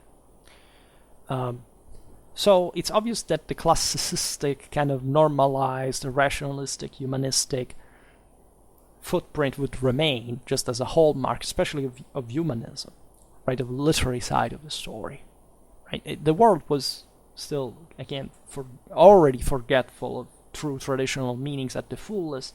It would have taken a very different historiography and much more advanced civilization to fully recover that awareness, and even today, we basically don't know that as a widespread idea. At least at the time, they understood most of these concepts, as I said, mostly through Christianity, which was true up to a few generations ago, and we lost that too, right? So that's an issue. But we do know, and we will talk about the Rosicrucians, we will talk about lots of other thinkers that were, and we know it historically, they were handing down some traditional knowledge that was also remaining mostly occult because of fear of persecution, because it could be dangerous, because the church wanted to have a control on these things and so on. That was passed down again within the same church, interestingly enough, and studied and known. And people knew of these things and speak of masters, of doctrines. So it's pretty obvious that the cleverest humanists, the greatest, right, think about minds like, I don't know, Pico della Mirandolas, right, or these that knew even by heart, people, this is the thing we have to think, people knew things by heart to a scale that today basically nobody does. Of course they knew about this fact, they were aware. There was also a nascent kind of fascination with things like the Kabbalah and things, of course framed, however, within the awareness of what it actually was, not as a sort of passive influence from that. And the Renaissance actually was probably some of the most, in terms of mix between available knowledge and moral responsibility, one of the single most fascinating and productive and reliable times as far as the preservation of tradition was concerned. Never underestimate that, because often you don't see that. It's hidden, but it was there, and it was massive. Right? Here, I don't think Kristeller was very interested in this concept, but anyhow, he mostly, and this is the thing that changed really a big deal in historiography, Renaissance humanism as a literary movement, focused essentially on grammar, rhetoric, right? So this is true, the excursions of humanists as such into the realm of philosophy were often erratic, amateurish and superficial. there wasn't a literature of that. They had mostly the original texts, and it would have been a long way to go before we studied satisfactorily everything. I don't think a world without the digital systems and or other forms. I mean, even printed books at the time cost really a lot. It wasn't like just it would become in a couple of 100 years. So they had limited means. How did they had to travel to send information? Just think about how much that hampers the possibility of creating kind of a comprehensive idea. Sure is that these men were nothing short of extraordinary as far as their individual capacity could afford. And also because of those limits, because memorizing was actually also a great way to store information for free. Or almost, at least you had to be maintained in order to learn so much. Now, humanism could not have replaced scholasticism either. Right? This is yet another concept that, Aristotelian, the Ptolemaic ideas were still there. They would be, especially thriving in Italy until the mid-17th century. So that was the standard kind of orthodoxy. There was no kind of philosophical replacement that the Renaissance carried out. Always remember that the Ancien Regime was based on the Aristotelian Ptolemaic theory. There was essentially, of course, there were people studying different things at a time, challenging that order, but as you know, from Galilei, or there were, in the Protestant world, there were, of course, different directions, mostly towards more practical, technical, scientifically oriented knowledge. There was the Inquisition in the Catholic countries, but also in the Protestant ones, there was a rigid control by a degree. So it was not like you could simply again imagine the shiny picture of the Renaissance, but people were freer and democracy and modernity. It's BS, right? It never existed, and we should be aware of the fact of why it didn't. It's not that this was a rotten regime. It was, especially at the time of the Renaissance, it was something that was actually carrying out, the salvation of medieval civilization after a major crisis, and it succeeded. And it brought Europe to world domination, right? So just bear it in mind. In other words, this is Kristeller's point, humanism was not a philosophical movement, nor something that could parallel the actual philosophical studies, let's say, already present at the time, right? So, and he wrote this. I simply read it. If we think or hear of such a topic as a Renaissance concept of man, we are immediately reminded of a view of the Renaissance period that is widespread and has often been repeated. The Renaissance, according to this view, had a special interest in and concern with man and his problems. Very often, and in my view mistakenly, this notion is associated with the phenomenon called Renaissance humanism, and in stressing the difference which distinguishes the Renaissance from the period preceding it, it has been pointedly asserted that the thought of the Renaissance was man-centered, whereas medieval thought was God-centered. And he's right?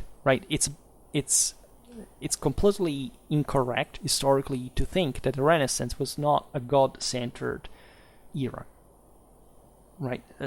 And traditionally speaking, this is the most important point, that the emphasis on man is the emphasis on the potential of man in relation with God. I mean, God and Adam's hands touching on the Sistine Chapel. I mean, that is the symbol of the Renaissance, right? So just realize what it means. It's the obsession. I mean, read Machiavelli, read anyway. What was the whole Reformation about? It was about that liminal touch between God and man. Is it possible just by man's activity or not? It's the debate on the works. It's a liminal idea. Is 50% enough? or you need a 50 plus 1. And that's arguably the entire issue here. Was it possible to be that confident? You had to have another attitude. That's the entire clash between Catholic and Protestants about. Thus, it's also evident that for Kristeller, the essential focus of Renaissance humanism was exactly what Burckhardt had previously rejected, almost completely, that is to say, the revival of antiquity. That Burckhardt had not denied, but had said basically was just like an instrumental thing. It didn't have anything to it that was at least successfully achieved and or correctly achieved from, say, in Renaissance times. Naturally, Kristeller didn't ignore this. He rather emphasized the fact that the Middle Ages as such had already had an important degree of kind of philosophical awareness, primarily the French medieval grammatical tradition of classical studies, the Byzantine heritage of Greek scholarship, and especially the Italian medieval rhetorical tradition of the Ars Dictamini. This is yet a very important point because whenever people... I've met actual adults thinking that the Renaissance was due to a bunch of Greek scholars that fled Constantinople in 1453. Denying, of course, the value of medieval civilization and essentially the most obvious macroscopic reality of the dramatic Western advancement compared already again the Byzantine world and beyond, especially in countries like France and Italy, right? That had, topped, as we've seen, since the 13th century at the latest. I think world's say scientific moral accomplishment, by medieval standards. And there is, of course, like if you look at the context in which Petrarch emerged, and also the rest of Italian humanism did, you realize it was already part of first of all of a European civilization, but secondly an incredible and massive literary culture. Today, people don't study these things, but I don't know if you have an idea of what was written in countries, again, like France or Italy, or in general, just by quantity and what it was about, who wrote them and why. Right? That's something that a Westerner should know in order to be a Westerner. And yet, again, we have this disgustingly modernistic and secularistic view for which everything works because technology does. That's a mental illness. That's not historical knowledge, right?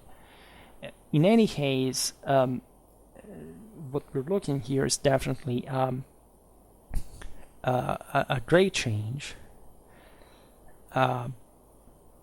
historiographically, as Kristeller's predecessors, as contemporaries, we're talking mostly about the German and Italian scholars, definitely had not looked much at this aspect of philosophical or methodological influence that the humanists were simply emerging from. So there is not just a humanistic perspective, there is a simple kind of level of scientific and moral education that simply was there from quite a long time, since civilization had been there in practice, right? So not brutal discontinuities that is a bit like the fireworks of historiography to fool people accordingly. And Kristeller observed that by the late 15th century, the concept of humanista, Latin, was essentially had been essentially invented to designate a teacher of the humanities that were specifically in medieval universities the law, say juridical science, canon science, and also the liberal arts. So the pillars of universalistic, knowledge of the Middle Ages. So it stemmed straight away from the hardcore, by that point Aristotelian, Thomistic, Ptolemaic structure that was to last for centuries still. The humanists didn't see themselves as significantly different from that. Of course, the concept humanist wasn't used until actually the 19th century in the way we do. Humanista was there, but it's obviously it's something that Kristeller stressed the most, as there were properly at the time important references to the concept of studia humanitatis that are the ones we just listed. And these kind of studies by already the 30s of the 15th century had been basically equated by figures like Pope Nicholas V in planning the library at least for Cosimo de' Medici, with grammar, rhetoric, poetry, history, and moral philosophy. So in any case, it was essentially an educational program that the same popes were organizing. There are also lots of 15th century texts quoted by Kristeller, by authors such as Bruni, Ficino, Benivieni, Rinuccini, Pontano, and so on. Surely figures like Salutati, Barzezza, and Traversari are also to be added, likely, and there in all these authors you find a common library base, right, in which it's clear that the studia humanitatis were by this point had been standardized, at least as fields of knowledge, as a sort of literary program. It was mostly focused on grammar and rhetoric, right, and of course there was a comprehensive, say, knowledge that entailed them somehow in times in which subjects were not so clearly and neatly kind of separated. However, it's obvious that from with this group, you can easily distinguish other fields that were not included, such as the same philosophy, mathematics, medicine, broader scientific, say naturalistic, and theological studies, right? So when by the concept of studia humanitatis was revived by the same humanists in the 14th century, Salutati did it in 1369 for the first time, I think, specifically on the base of a work, an oration of Cicero, the Pro Archia, that were to essentially work as a literary or liberal education of some sort. All this suggests that from the very beginning of humanism, these scholars were self-conscious about the meaning of humanism itself, of its purpose, of its function, of its mission.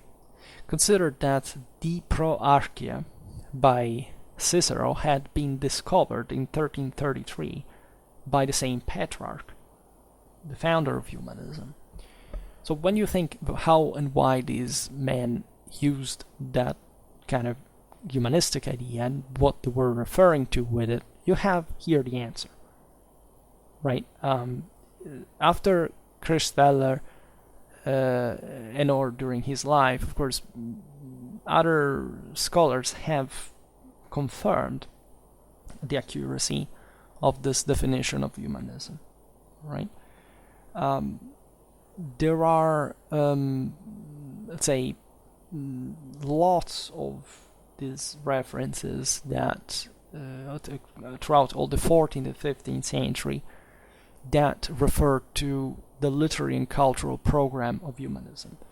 Not necessarily they always say, look, this is about the specific subjects, but the concept came about from that first spring, and there was hardly much of also a doubt from which source concretely the concept of humanitas was stemming from, right? In fact, there is a passage from Gellius that explains, from the Actic Nights, that explains clearly what Cicero meant by humanitas, which is the best definition you can find in the classical sources, and that perfectly applies to what eventually the humanists were using.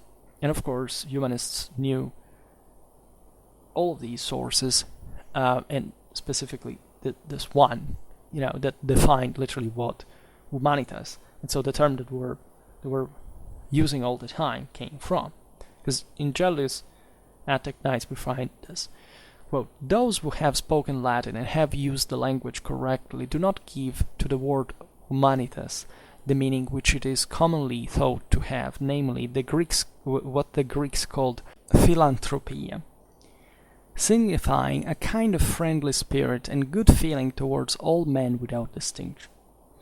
But they gave to humanitas about the force of the Greek paideia, that is, what we call education and training in the liberal arts, that is, in this sense, that our earlier writers have used the word, and in particular Marcus Terentius Varro and Marcus Tullius Cicero, almost all the literature shows, right? So the correct meaning of humanism recovered in the late Middle Ages was the one of paideia. So not humanism as humanistic, but so in this sense of, okay, we have to love humanity. From the Greek, the Greek was philanthropy, right? We love mankind. No, the Studio Humanitatis had to do with this set of liberal arts knowledge, right? That had fundamentally, an educational purpose. That was it. That's what the humanities are about. They're not some strange kind of idealistic kind of fascination with the possibility of of putting, humanity at the center of a radical moral subjectivism, as nowadays people do. The Renaissance was a civilization. The Fourth Estaters use a radical moral subjectivism, right? When you look at Bruni or Bracciolini's work, you read the Studia Humanitatis, right? It says properly, Nostra Studia, nos omnes quis persequimur studia ec humanitatis, Nostra Studia Humanitatis. So, and stressing their particular personal and special type of studies that was carried out by the educated elite. So our studies of humanity, us who go on studying and learning, that's what the humanities actually are. It's an elite concept of people who are striving to sort out the world, in the sense they may have confidence in mankind, but they have to do it through knowledge, which is the truest of the traditional meaning, right? So First of all, these sources show that humanism was a self-conscious movement. It wasn't like a strange abstraction, a broader spirit, right? It was an actual, almost professional pride of some few, again, elite educated people who were aware of what they were doing on the base of the very words that they used. I mean, people today don't even know the meaning of the words they use, etymologically or whatever. They knew because they were humanists, right?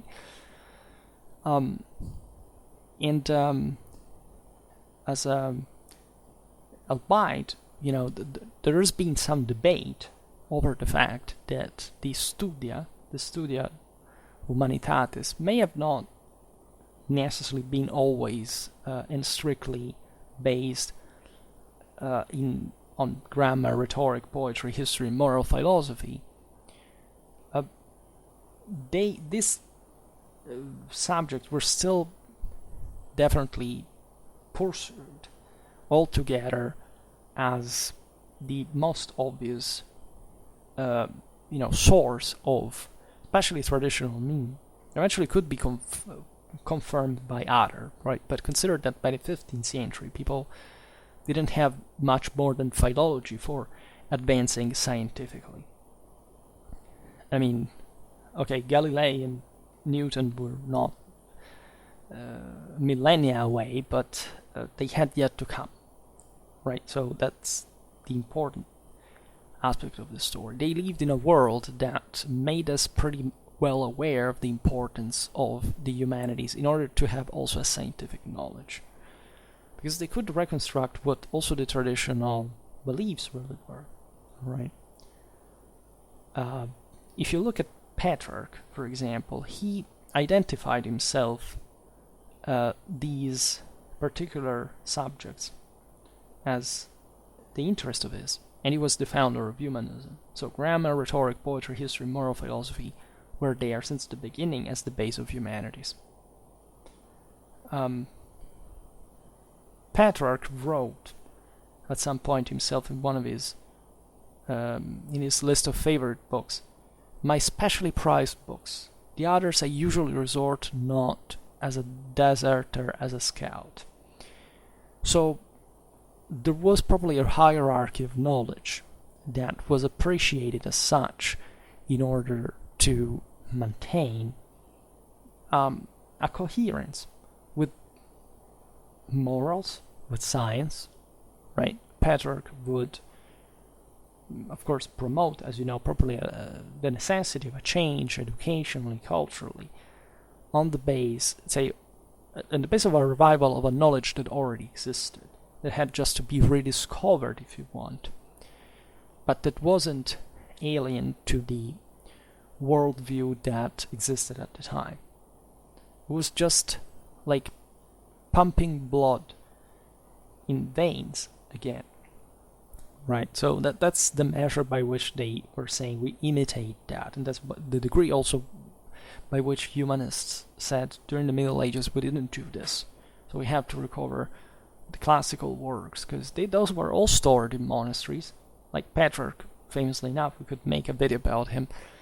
He was an ambassador. He lived all across Europe. He visited libraries, monasteries, capitular archives, and all these things. He literally hunted books. Before that, people had a very few, right, books altogether. They were often just ecclesiastical works, even in very large libraries and the capitular ones, the most important ones. But let's say nobody had a reapproached kind of the totality of knowledge, especially from that kind of literary cultural point of view, by the same degree other fields had simply come to flourish again. They needed to know how to read Greek, for example, once again.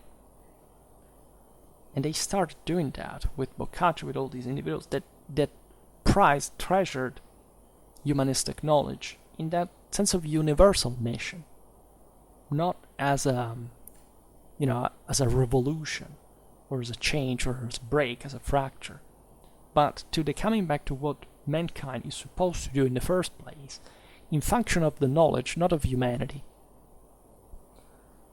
And Kristeller is dramatically right in this as well.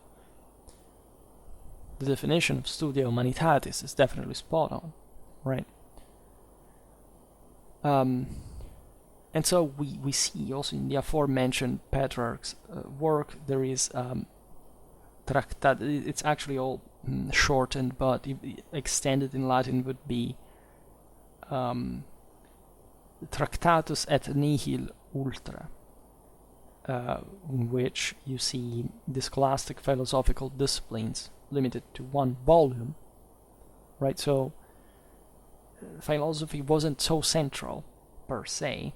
There was some kind of dialectical and moral and historical rhetorical expression. This was also a very Roman concept, by the way. There's a powerful Latin background here as opposed to the Greek one, and in the difference between humanitas and philantropia, where you could write entire books. In fact, the rest of the list for Petrarch includes instead moralia, rhetorica, historica, and all are exemplified, meaning that there are some exempla from morals, from rhetoric, from history. Then the poetica and the grammatica, right? So he was actually given to philosophy a very modest space. So there was probably not even a considerable one, but not like the dominating one that was believed in Burckhardt's times, encompassing the whole spirit of humanism. It was trying to change everything and somehow rebelling against other visions and being so self-centered. They were all inspiring themselves to the great works of the ancient times. They're mostly Latin literature, right? Consider that again in Petrarch's time, Greek was distant in a way. Interestingly enough, the aforementioned Pope Parentucelli Nicholas V's canon we mentioned are still to be found, are actually already to be found, meaning that he knew just after these generations that the same repartitions that Petrarch had originally used, showing that in Cosimo de' Medici's time, of course Petrarch was revered in Florence, but the Pope knew about that, other humanists knew about it. Of course, the Studia Humanitatis were essentially these ones, right? And so they couldn't be forgotten, they couldn't be equivocated, they couldn't be, what is the humanism at least per se, and how does it connect with the later developments? That's another issue, right? How large the Renaissance was in so many ways. But it started mostly from a historical, rhetorical, grammatic interest. As I was saying before, perhaps the same reason why I studied history, not philosophy, right? So these people wanted to be connected with reality, but a reality of a past which was indeed to bring mankind to some standards that were thought at the time of the Romans to have been the highest, but that also brought properly to shedding light on the entire, in fact, diachronic and comparative meaning of the past. And without that, we could have never resumed, in historical perspective, our traditional awareness. Because if you don't realize what actually occurred between an age and another, this is what humanists began to do consistently, at least with a true philology, with a true method, right, that was developed in the following years, we would have not had properly modern historiography. Before them, that did not exist. People assumed that tradition would be somehow lived or remembered, but it turned out not to be the case.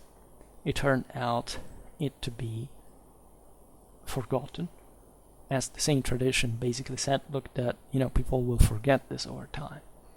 And so humanism actually contributed dramatically to that continuity with tradition. And the Renaissance sometimes took other directions because not everybody looked at the past in the same way, or tradition in the same way, or religion in the same way. In any case, reflect that these were the first ones who began and who set the standards that were maintained fundamentally for a good 300-400 years. And if it hadn't been for this base, definitely the thing would have been done in a less partial way. In other words, these had probably the most complete work of the time done, and this contributed to inform the rest of Europe and our modernity as we know it in historiography and beyond. And that's why we're talking about the Middle Ages that didn't exist, but the humanists invented, right? Etc., etc. But there is plenty of considerations that go along with this that should be properly discussed, which we will do hopefully in another video.